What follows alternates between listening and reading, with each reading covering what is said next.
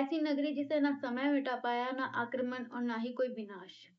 कहते हैं जब पूरी दुनिया का विनाश होगा, तब भी एक नगरी ऐसी होगी जो महादेव की रहेगी, काशी। पर आखिर महादेव ने काशी को ही अपना घर क्यों बनाया? और काशी विश्वनाथ ज्योतिर्लिंग का जन्म कैसे हुआ? आज की कहानी सिर्फ एक मंदिर की कहानी नहीं, बल्कि महादेव की सबसे प्रिय नगरी की कहानी है। अब सुनो, कहते हैं एक समय पे कुछ भी नहीं था। ना आसमान था, ना धरती थी, ना दिन था, ना रात था। सिर्फ शून्य था।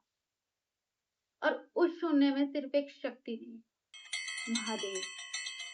महादेव ने सोचा कि एक ऐसी जगह होनी चाहिए जहां से ज्ञान का प्रकाश फैले। और तब काशी की कल्पना। अब बारी आती है काशी के जन्म की।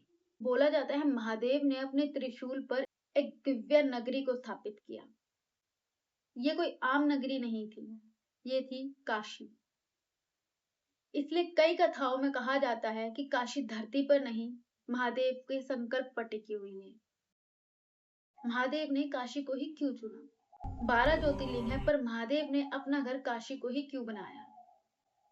कहते हैं काशी वो स्थान है जहां पर जीव को मुक्ति का मार्ग मिल सकता था।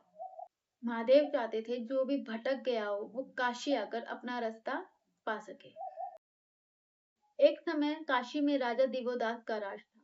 राजा बुद्धिमान थे, न्यायप्रिय थे और धीरे धीरे उनके राज्य की चर्चा स्वर्ग तक पहुंच गई।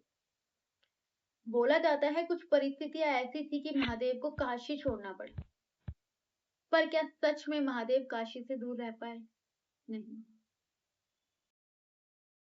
महादेव बार बार अपने गणों को भेजते ताकि काशी का हाल जान सके, पर जो भी काशी जाता था वो वहीं का होकर रह जाता था, क्योंकि काशी में कुछ ऐसा था जो किसी को वापस नहीं जाने देता था।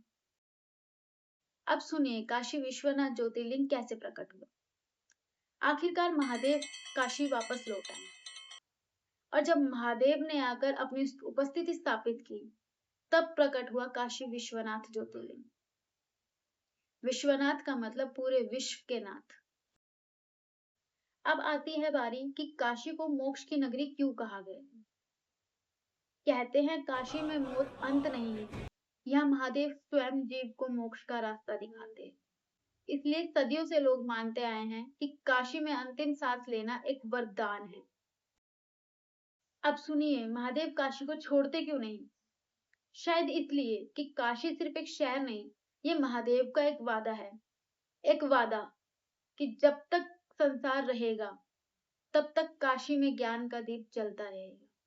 अपनी कहानी को खत्म करते हुए एक लास्ट बात कहेंगे कि काशी विश्वनाथ की कहानी हमें याद दिलाती है कि महादेव सिर्फ विनाश के देवता नहीं, बल्कि वो मार्गदर्शक भी है। इसलिए शायद आज भी लाखों लोग काशी जाते हैं, महादेव को देखने नहीं, उन्हें महसूस करने। अगर आपको काशी विश्वनाथ ज्योतिर्लिंग की कहानी अच्छी लगी हो तो कमेंट में हर हर महादेव जरूर लिखना। हर हर महादेव।